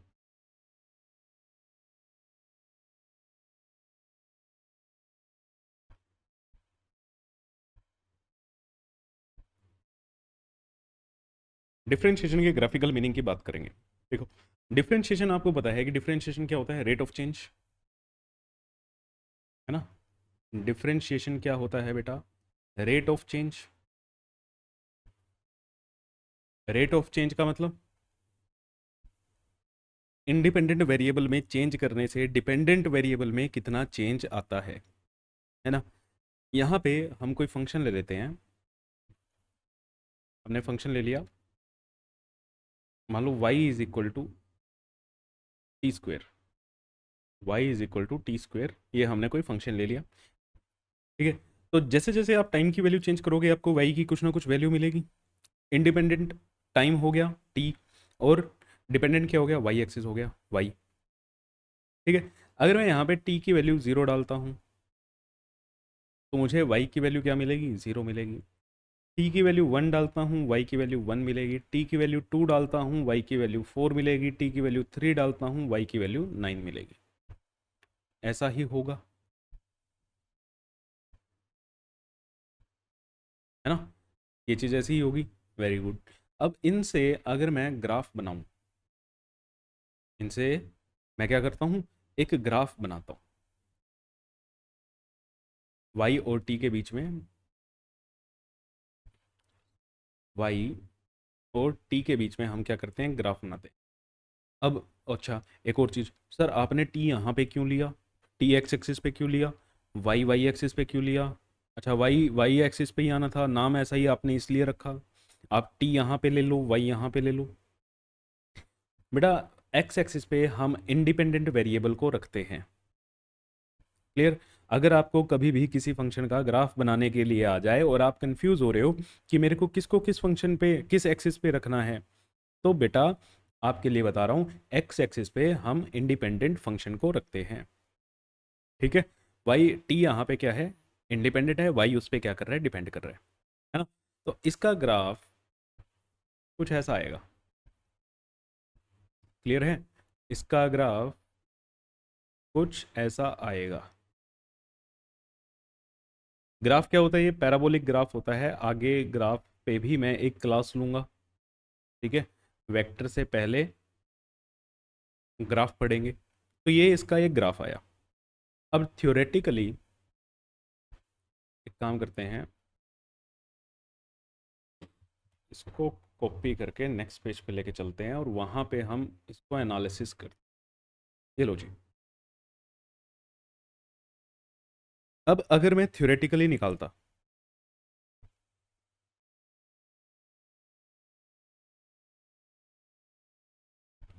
थ्योरेटिकली मुझे क्या निकालना है, रेट ऑफ चेंज।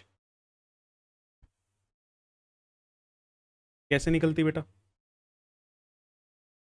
भैया, टाइम में चेंज करने से या टी में चेंज करने से वाई में कितना चेंज आया।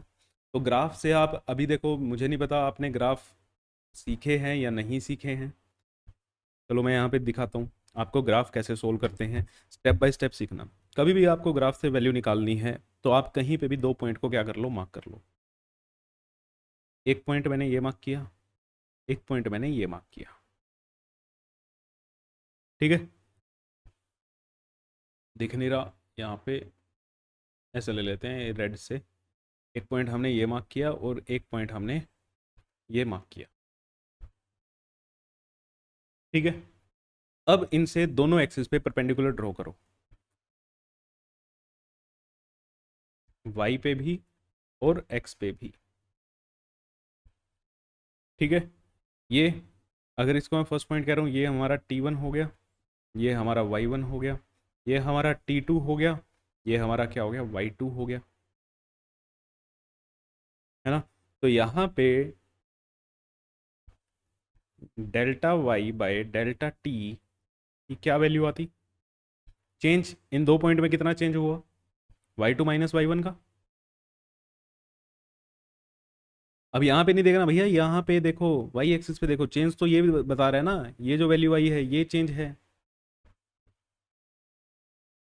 इस पॉइंट में और इस पॉइंट में। वाई की वैल्यू यहाँ पे मिलेगी ना, वाई एक्सिस पे, और टी की वैल्यू यहाँ और यहाँ में कितना चेंज आया, ये T1 और ये T2 था, ऐसे ही ये Y1 था और ये हमारा Y2 था। तो चेंज कितने का आया, Y2 माइनस Y1 का, और टाइम में कितने का आया, T2 माइनस T1 का। और यही हमने फॉर्मूला किसका दिखा है, डिफ्रेंशिएशन का। इसी को हम क्या बोलते हैं, डिफ्रेंशिएशन बोलते हैं। अब इसको ग्राफिकली कैसे सोल्व किया जाता है, अभी यहाँ पे Y2 क्या है, Y1 क्या है, हमें नहीं पता। अब देखो, इसी चीज़ को ये तो थ्योरेटिकली किया है ना, अगर मैं ग्राफिकली सोल्व करूँ, ये सब हटाओ और मुझे ग्राफिकली इसको सोल्व करना है। ग्राफिकली आप ये बताओ, अगर मैं इसको ज्वाइन करूं, है ना। और इसको एक स्ट्रेट लाइन बना दें, इन दो पॉइंट्स को, कौन सा कलर दिखेगा, रेड कलर। इन दो पॉइंट्स को अगर मैं एक स्ट्रेट लाइन से ज्वाइन कर दूं और एक ये ट्रायंगल बनाएं जिसमें ये एंगल हो गया हमारा थीटा, तो यहाँ से अगर मैं इस ग्राफ का टेन थीटा निकालता, तो टेन थीटा भी तो बेटा y2 minus y one upon T2 minus T1 आता है भाई, यही आना था, बोलो।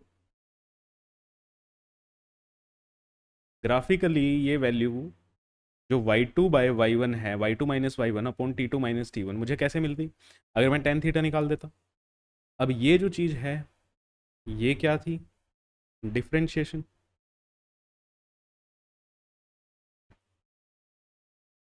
और ये जो चीज़ है ग्राफिकली टेन थीटा क्या होती है हमारी, स्लोप होती है। तो यहाँ से मुझे ये चीज़ पता लगा कि मेरी स्लोप किसके बराबर आ रही है, डिफरेंशिएशन के। स्लोप किसके बराबर आ रही है, डिफरेंशिएशन के। Means graphically I can say that slope of a line is differentiation, है ना। ग्राफिकली मैं ये कह सकता हूं बेटा, जो स्लोप है, slope of line is equal to differentiation. जो डिफरेंशिएशन हमने, ठीक है, फॉर्मूलों से पढ़ी, जो डिफरेंशिएशन हमने बेटा फॉर्मूलों से पढ़ी, ग्राफ से अगर मुझे निकालनी है तो ग्राफ से कैसे निकालूंगा, उस ग्राफ की स्लोप निकाल लो, वही उसके क्या होगा, डिफरेंशिएशन, वही उसके लिए उसकी क्या होगी, डिफरेंशिएशन होगी। आई बात समझ। तो what is the graphical meaning of differentiation, slope. Slope is the graphical meaning of differentiation. तो फंक्शन दिया है उसको डिफरेंशिएट आपने करना सीखा फॉर्मूलों से।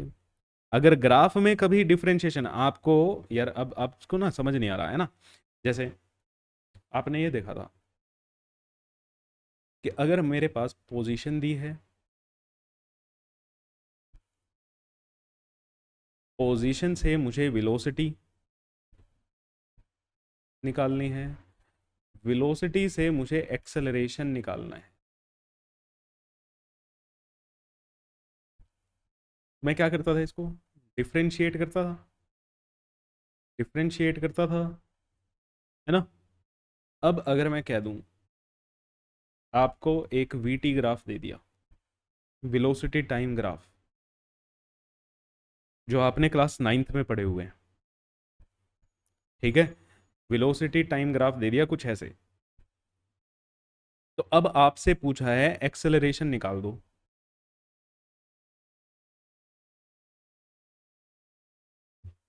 कोई भी वैल्यू दे देंगे यहाँ पे, ठीक है, कुछ भी वैल्यू दी हुई होगी यहाँ पे,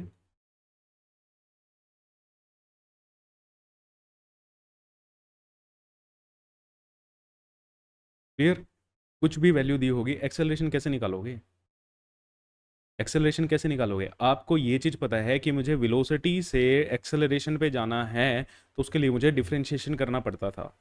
अब मेरे को तो ग्राफ दिया है यहाँ पे, वेलोसिटी और एक्सेलरेशन के बीच में कोई फंक्शन बना के तो मुझे दिया ही नहीं जो मैं उसको डिफरेंशिएट कर दूं। वेलोसिटी मेरी ये तो बताया ही नहीं कि डिपेंड कैसे कर रही है। ग्राफ से कैसे निकालोगे एक्सेलरेशन, है भाई, ग्राफ से कैसे निकालोगे,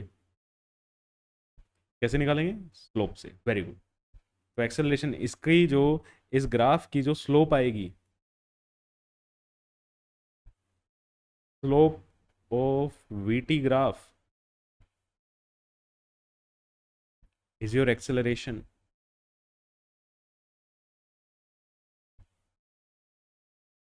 आगे फर्स्ट चैप्टर, मतलब first motion in straight line, इसमें आने वाला है दोबारा ये, तो समझ आया, समझ आया।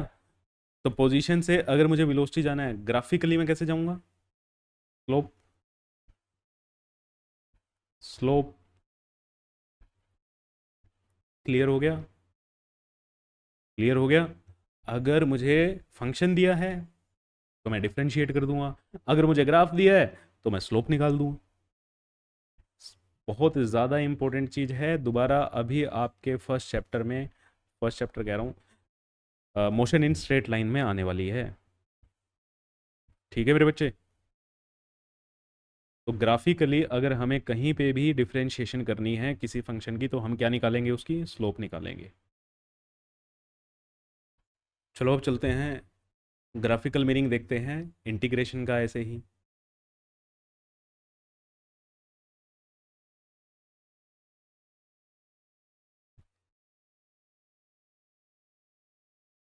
Graphical meaning of integration.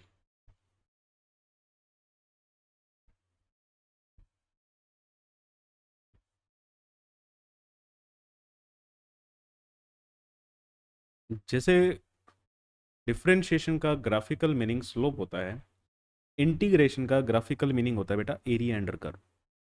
पहले बता देता हूँ, फिर मैं आपको समझाता हूँ कैसे होता है। देखो, ग्राफिकल मीनिंग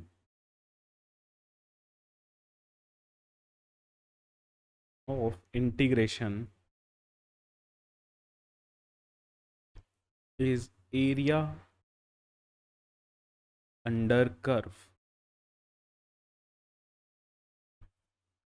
ठीक है, क्लियर है? मतलब क्या है?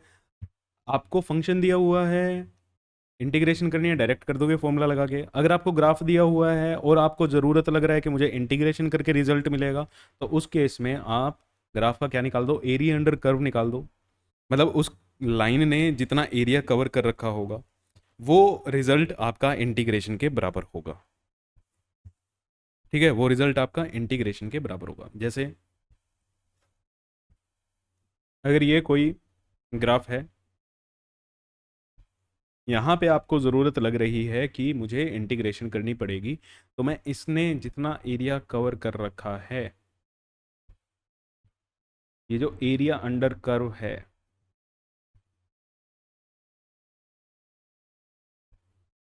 यही मेरा किसके बराबर होता है? इंटीग्रेशन के बराबर होता है। यही मेरा किसके बराबर होता है? इंटीग्रेशन के बराबर होता है। कैसे होते हैं देखो, एरिया इंटीग्रेट करके आता है सर। इसका मीनिंग क्या है? एरिया इंटीग्रेट करके आता है। यस। जैसे अगर हम ये बनाते हैं, ठीक है, हमने कोई ग्राफ बनाया जिसमें ये वैल्यू है 3 मीटर और ये वैल्यू है आपकी 2 मीटर। क्लियर है? ये वाई और ये एक्स। अब आपको ये क्या दिख रहा है? 3/2 का एक रेक्टेंगल दिख रहा है।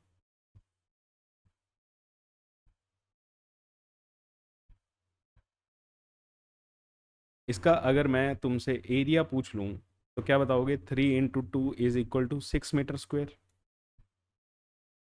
यही बताओगे। अब इंटीग्रेशन से कैसे है भाई? इंटीग्रेशन से कैसे? देखो,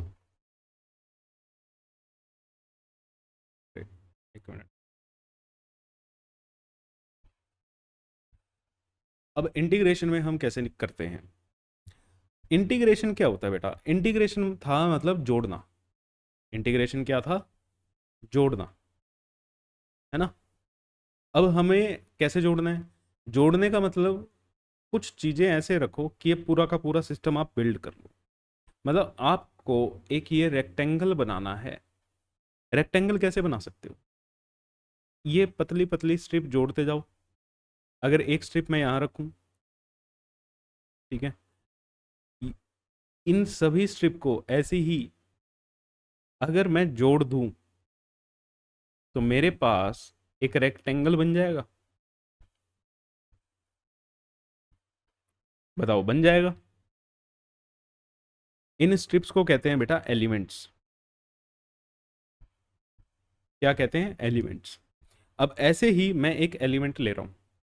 मैंने क्या करा? इस सिस्टम को बिल्ड करने के लिए, इस रेक्टेंगल को अपने बिल्ड करने के लिए, मैंने एक यहां पे एक स्ट्रिप ले ली।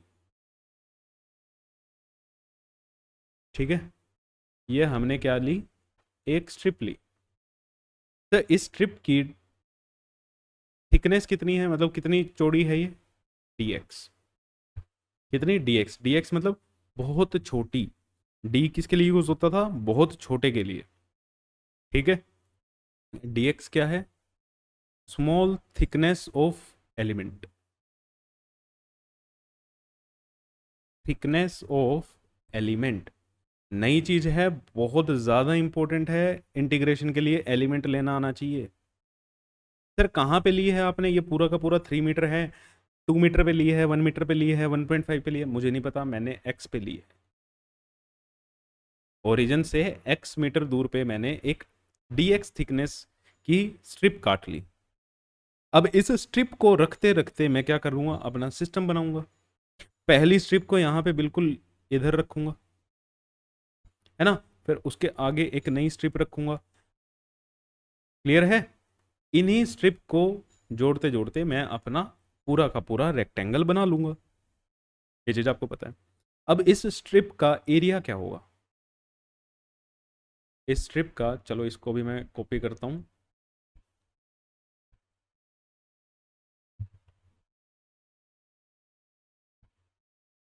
एरिया क्या होगा इसका,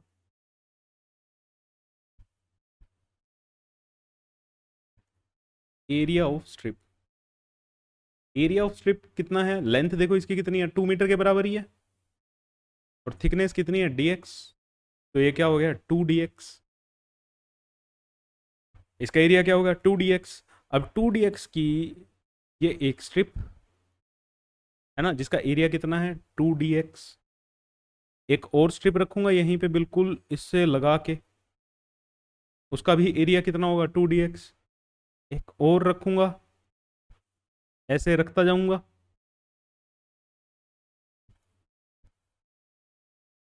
ठीक है, ऐसे कर करके कहाँ तक रखनी है सर, भैया जहां पे मेरा ये सिस्टम कंप्लीट हो जाए,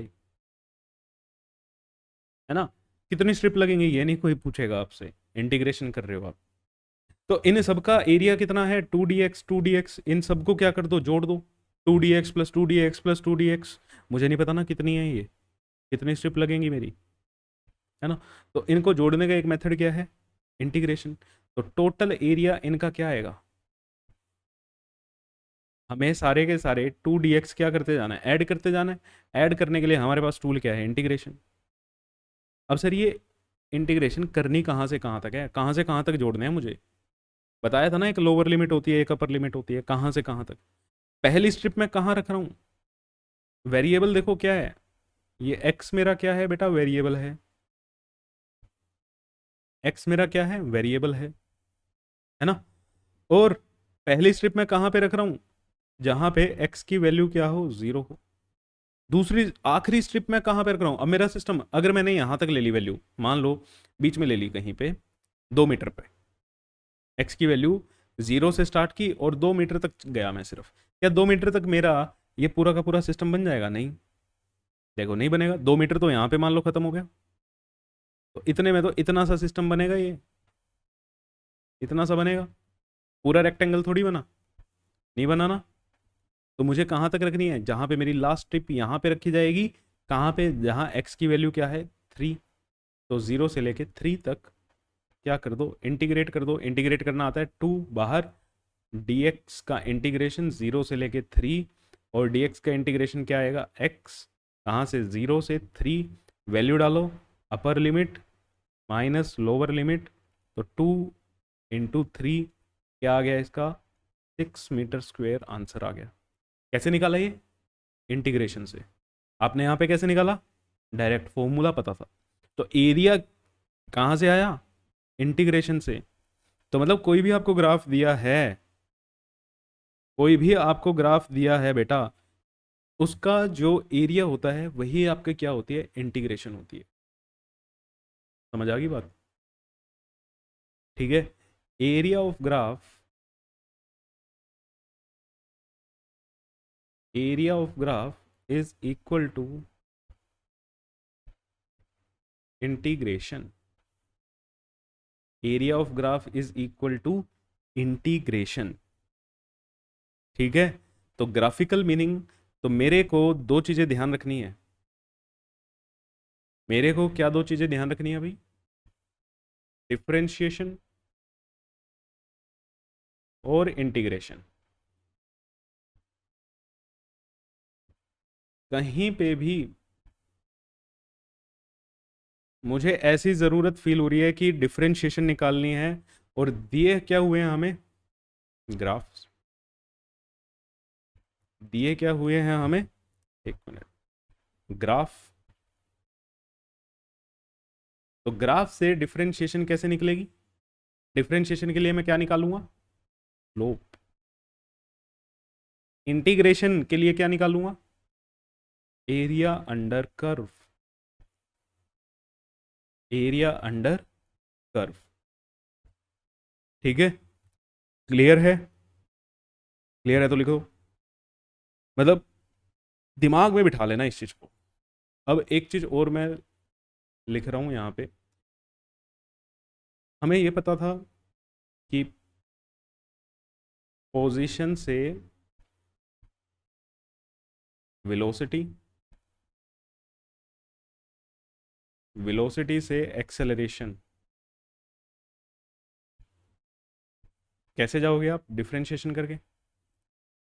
और वेलोसिटी से एक्सेलरेशन भी डिफरेंशिएशन करके। अगर आपको एक्सेलरेशन से वेलोसिटी आना है, डिफरेंशिएशन का उल्टा क्या होता था? इंटीग्रेशन। डिफरेंशिएशन का उल्टा क्या होता था? इंटीग्रेशन। इंटीग्रेशन करके वापस आ जाओगे। ऐसे ही वेलोसिटी से वापस आना है पोजीशन पे, तो आपको क्या करना पड़ेगा? इंटीग्रेशन, है ना? लेकिन अगर ग्राफिकली, ग्राफिकली अगर आपको देखना है तो आप कैसे देखोगे? अब हम कैसे देख रहे हैं? ग्राफिकली।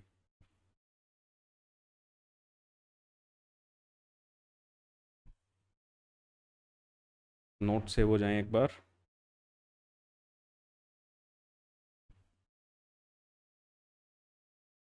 स्लाइड्स थोड़ी सी ज़्यादा हो गई हैं, इसलिए थोड़ा सा टाइम लग रहा है ना?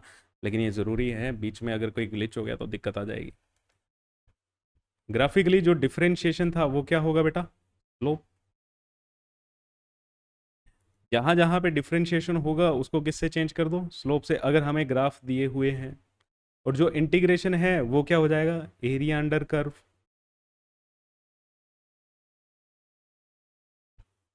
ये क्या हो जाएगा? Area under curve.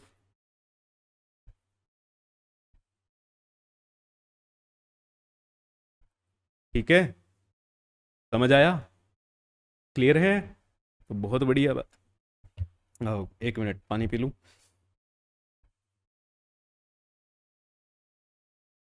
ठीक है, तो अभी मैं टॉपिक वैसे तो लेके आया था, concept of maxima and minima. बहुत इंपॉर्टेंट टॉपिक है। ठीक है, एडवांस के क्वेश्चन इसके बिना नहीं होते। मतलब जो बढ़िया बढ़िया से क्वेश्चन आते हैं ना, उसमें कॉन्सेप्ट ऑफ मैक्सिमा मिनिमा लग के आंसर निकलते हैं।